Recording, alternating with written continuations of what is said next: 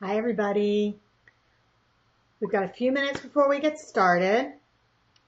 Sorry, I, of course, am not as organized as I would like to be. And I think I'm on the wrong network.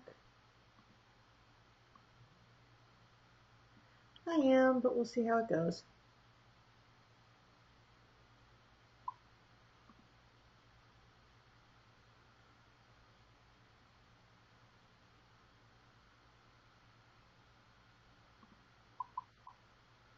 Hi, Laura.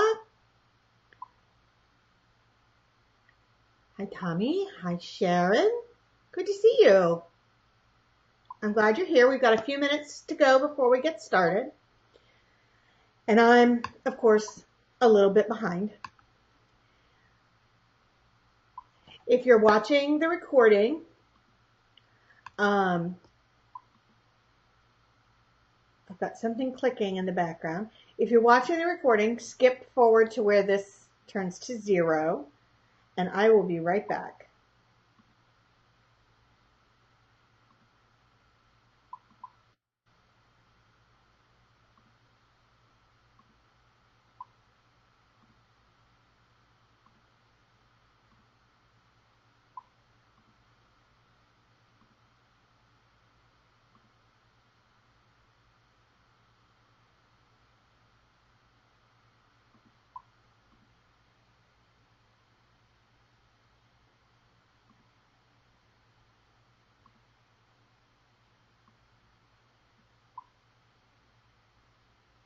Hi, Noreen. I'm glad you're here. We've got just a few minutes before we get started.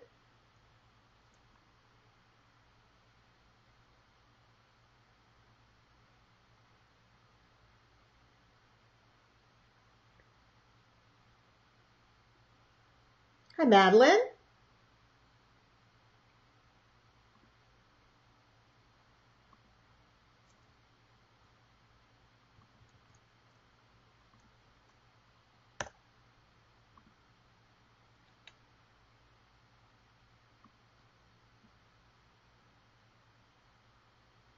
Hi, Deanne. Hi, Lori. Give me just a minute. We've got a couple minutes before everybody gets here.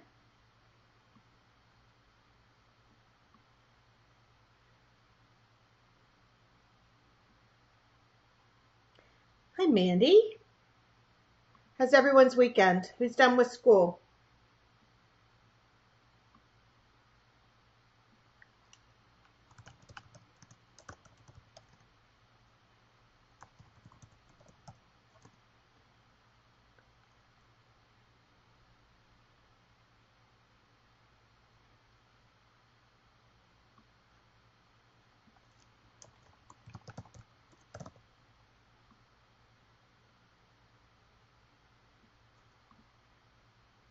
Noreen is done. Awesome. Students are done for Laura. Graduation was Saturday, and now she has 3 more days with teachers. And Noreen is moving on to 7th grade. Wow.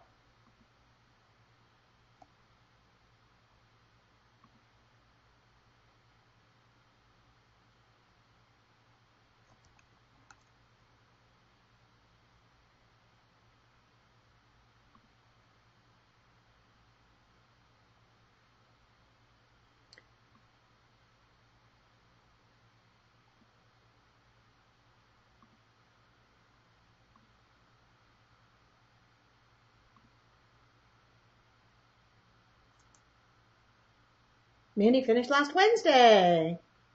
You guys are lucky. I know a lot of people who still have quite a few days to go.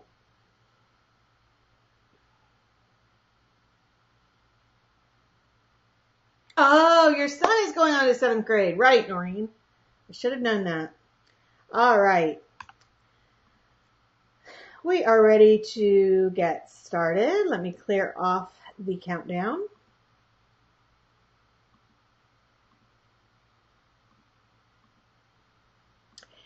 And let me apologize to begin with, because my goal had been to actually show you the interactive books, but I can't find them. I have no idea what I have done with them. I packed them up after I did a live in the Facebook group, and I thought they were in my old house, and they aren't here. So I don't know where they went, but I do have some pictures that I'm going to show you. But I mostly want to show you 5 different things that you can do with life skills books. I'm hoping this week to finish up the laundry sequence. And the laundry sequence is actually the laundry set is actually going to come with sequencing visuals. So that's going to be one of those 5 things. So let me share just a couple slides with you to show you the kinds of things that I would do with them in the classroom.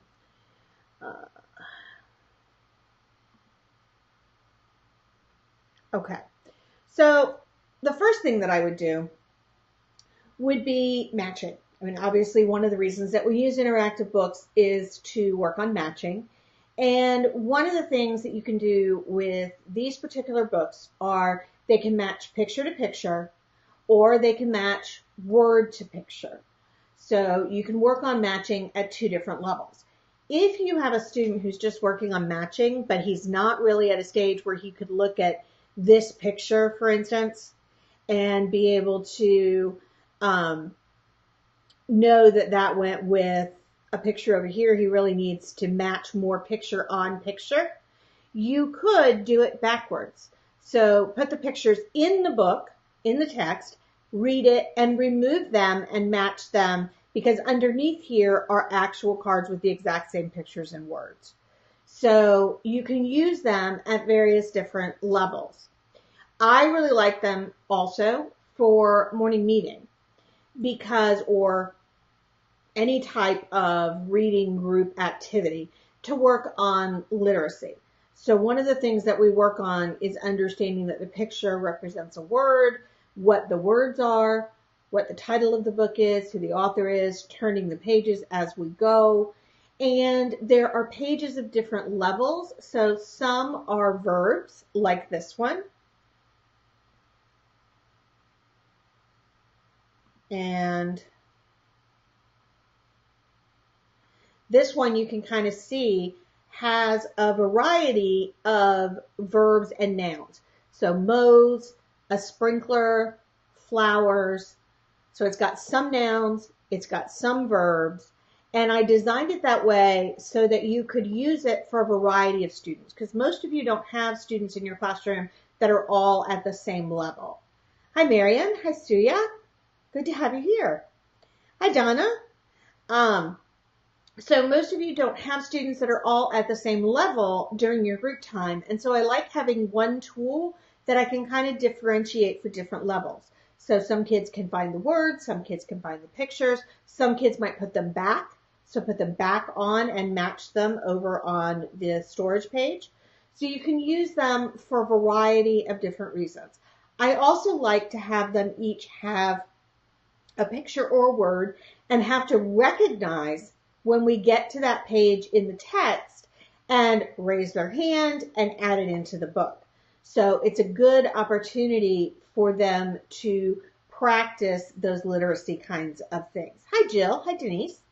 I'm sharing pictures because I can't find my books. I moved them to one of the 3 places I live these days, and I don't know where I put them. So I really am that pathetic. So that's one of the sets of things that you can do with them. Another is to put them in independent work.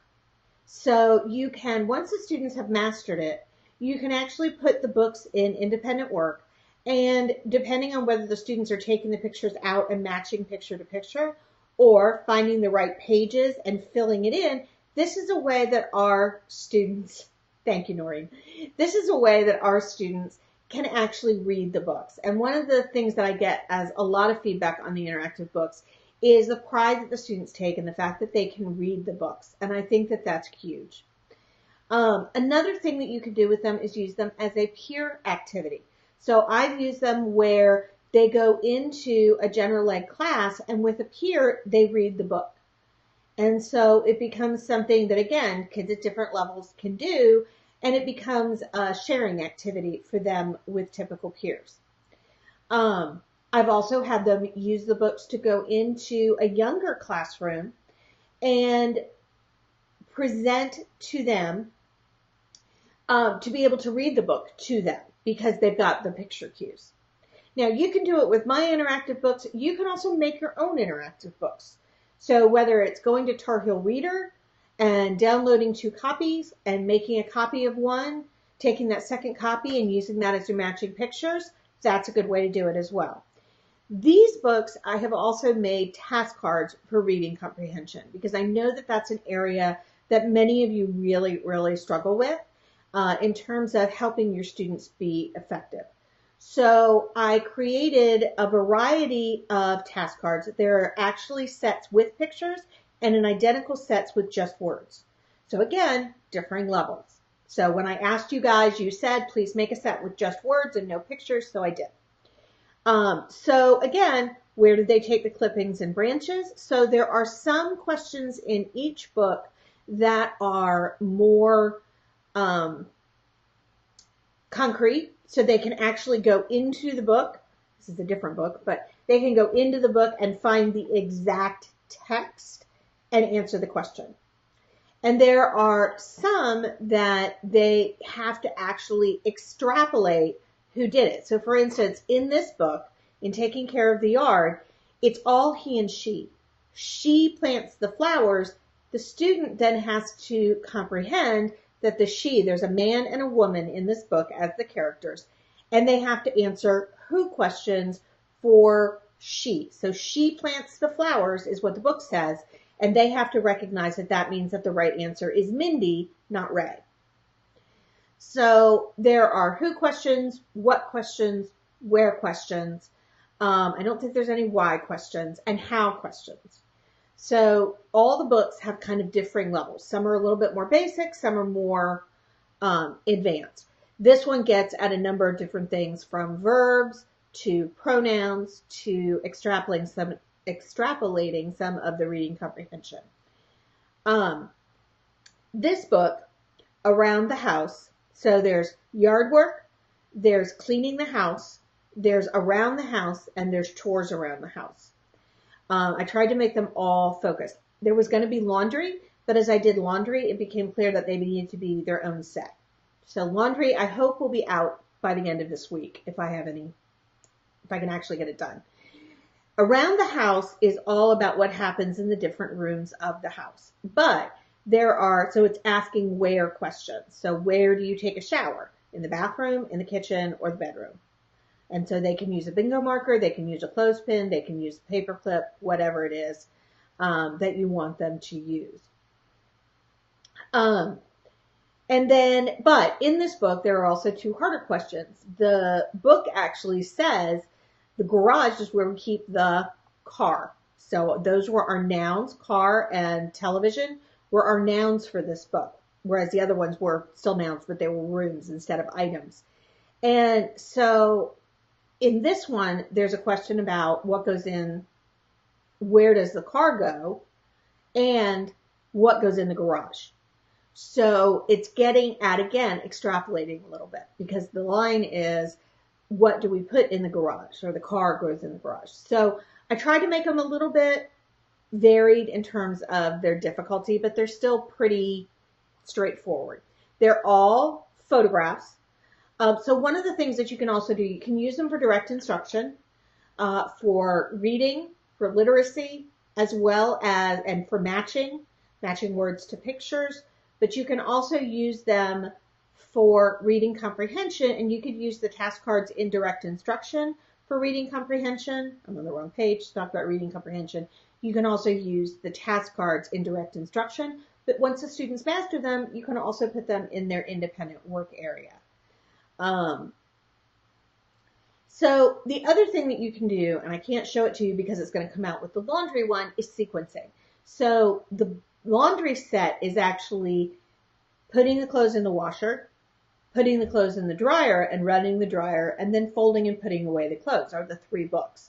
And so there will actually be sequences that you can break up into 3 shorter sequences or 3 longer sequences. One of the things I ran into was that I don't want to have more than 9 vocabulary words, because then they have to flip pages. So I divided them up into 3 books. If you want to combine them into one big book, you'll be able to do that.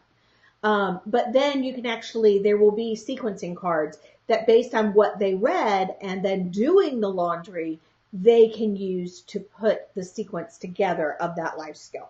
And there will be a number of other books in this sequence that will do that. So those are just some of the things that you can do with them. I like using them for a variety of different things. I tend to use interactive books for a month at a time, if not more. One book usually would last maybe a week and often longer once I move it into their independent work area. So I might present it as, let's just read the book on Monday. And on Tuesday, we might start to find some pictures in the book. And on Wednesday, we might start to answer some questions about the book. And on Thursday, we might review the book and see if they can sequence it.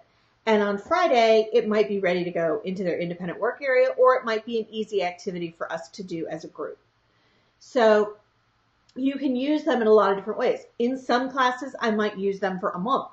For some classes, I might use them for 2 weeks. It just depends on how much switching up your kids need, what level they're at, what kinds of skills they're able to work on. Obviously, if they're just working on matching, I'm probably not going to work on them quite as long as if we're really diving into more reading comprehension.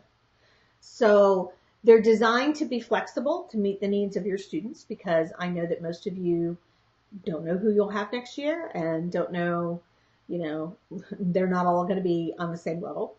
But those are some ways that I use them to incorporate for both language and the vocabulary, but also reading comprehension, socialization, independent work, sequencing, and for really understanding what they're reading.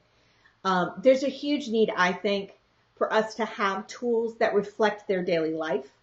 I tried to make these, they would be fine for younger kids, but they're really designed for older kids. So in Chores Around the House, there's actually a group of people who live in a home together, and each one has a responsibility that they have to do. One goes to the grocery store, one has to vacuum, one has to change the beds. So the idea being that this may be the kind of living situation they might find themselves in with roommates in the future. So I wanted it to be things that really reflected their ages, so the people are more adult-like. But again, they'd be great for some of our kids that are really concrete, that are younger, but I made them to go up through adulthood because we just don't have a lot of resources for that. So there'll be life skills. There will eventually be community activities. So we'll do going to a football game, going to a baseball game, going to the movies. I will actually remake some of the books that were in my Linguasystems adult and adolescence books. I'll actually take some of those same things and make them.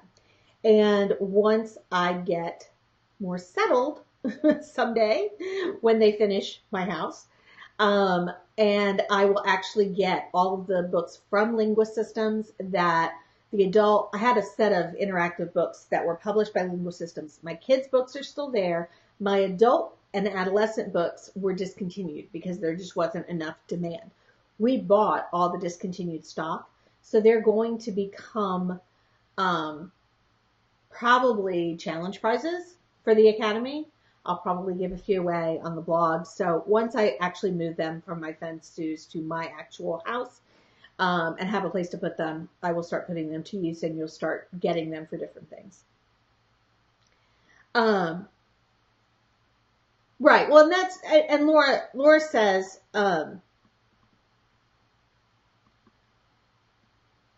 wait, I have to go back to the right page here. Laura says it's so cool to have them designed for potential future living situations. And that's really what I want them to be.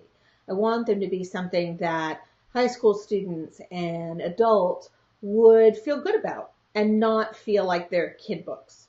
And I've always struggled with that. It's much easier to make things with clip art, I will tell you that.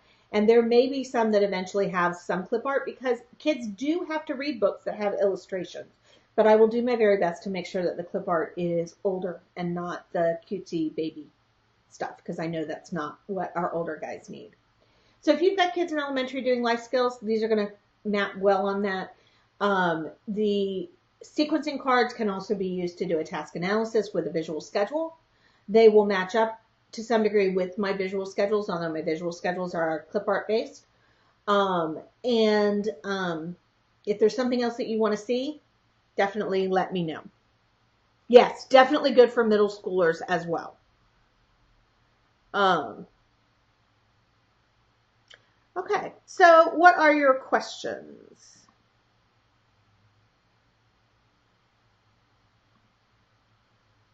I'm trying to get back to where I need to be, and I can't. There we go.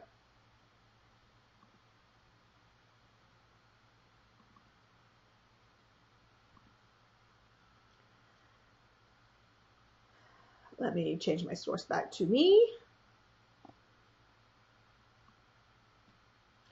Let me move my camera over because now I can look at you and talk to you at the same time. All right. What do I call an older person's play date? I love that question. That's an awesome question. Those are the kinds of things that Sue and I sat around and thought about when we were writing the linguistic systems books. That was huge. A hangout. I generally say go hang out with your friends. Go hang out at such and such's house. A meetup.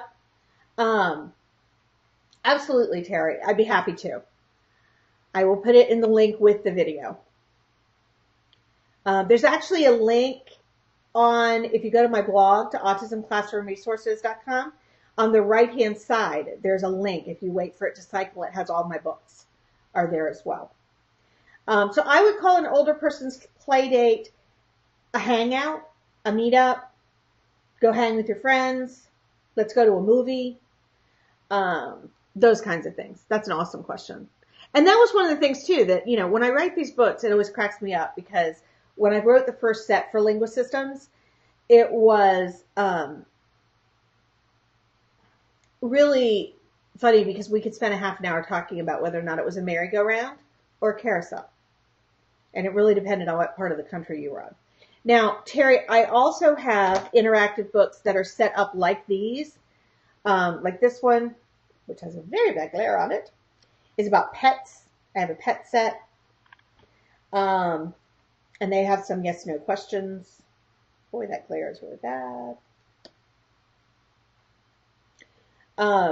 So we all have pets. Do you have a pet? And they have to answer yes or no. And then I have seasonal ones. So over time, I will add to those as well.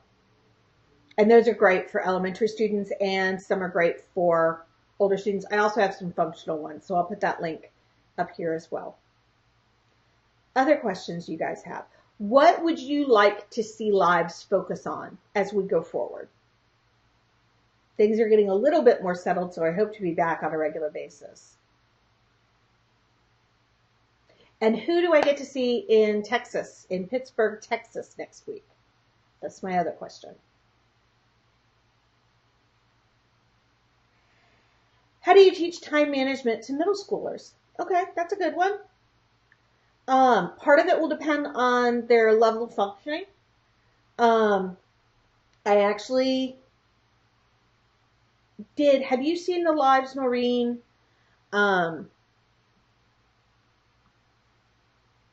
Have you seen the lives that I did about executive functioning skills? Because if not, I can put a link. I'll respond with a link to those lives. Writing strong IEP goals. That's another good one. So Terry says writing strong IEP goals. That's a huge one. So I'll add that to my list.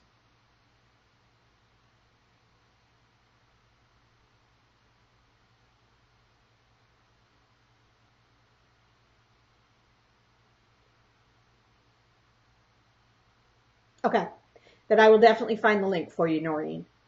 IEP goals. Yeah, I just can't get enough of those IEP goals.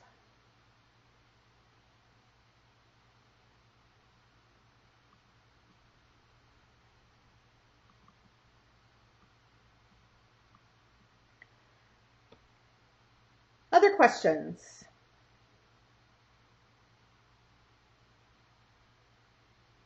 Denise is starting to write her IUP goals now. Aren't you? Oh no, you're not out of school. You've got like weeks to go, don't you?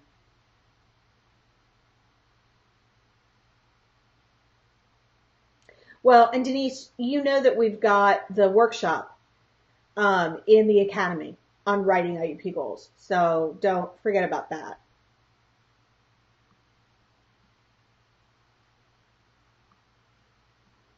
Of course, as it becomes clearer and clearer to her how hard they are to measure when they're not written very well.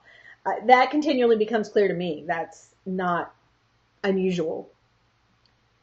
Terry says de-escalation procedures. So that's a good one. And I actually have a couple posts on that, so I'll share those with you. And I will actually share some of the responding videos that I did last May when I did a behavior video a day. I'll put those up this week as well. So check the page out as the week goes on. Noreen says hygiene reminders. That's a good one. And that will tie directly in with one of the next sets of life skills will actually be hygiene.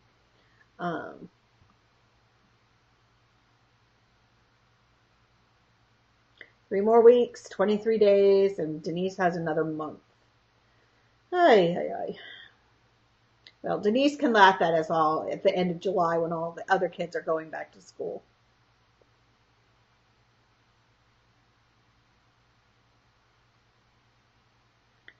All right. Thank you guys for coming on a holiday. That is so awesome. If you are watching the recording, just put your comments and tag me. And I'll be happy to come back and respond to them. If you have any more questions that come up later on, or if you're watching this recording, be happy to do that. Eating and what to do when choking. Okay, data collection is one. Awesome. And Malavish, you know that we've got that in the academy as well. And Denise says eating and what to do when choking. Okay. How about basic first aid might be a good one. That would be a good set of life skills books. All right. Everybody, again, thank you so much. If you think of things that you would like a live on, comment. Parent. Hi, Michelle. I didn't see you. Parent info. So do you mean parent to parent info, or you're looking for information about working with families? First aid CPR, an interactive book. Oh, okay, good. So you were thinking of interactive books. Perfect. I thought you were thinking about lives. Awesome. Yes. So first aid will be one of the sets, and I'll try to remember to do choking. Hygiene will be one of the sets as well, and we'll talk about them when I get them done. And Michelle, did you want information on working with families?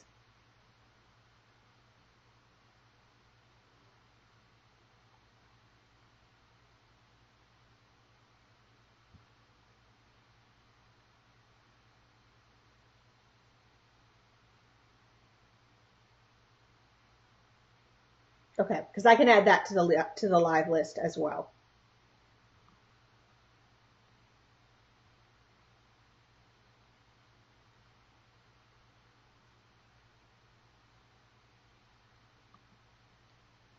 Information to give to parents. Okay, got it. Perfect. I will definitely add that to my list. Working with parents is I was actually planning out the next 6 months, and that's actually going to be one of the months. So we'll talk about that.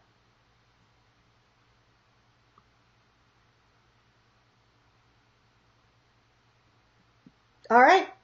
Everybody go and enjoy the rest of your weekend if you're in the States. Basic organization and executive functioning. And I'm going to find you those links because I did at least one of those here or in the group. I'm not sure which. Noreen, are you in? No, you may not be. Can't remember. All right. Everybody go enjoy the rest of your Monday. And I will get back to work on these interactive books and strategies for effective reading. I'm actually thinking about doing some swaps maybe too, and having some other people come and talk about some of the things like reading. Because I can take you a certain length, but it's not something I've spent a ton of time doing.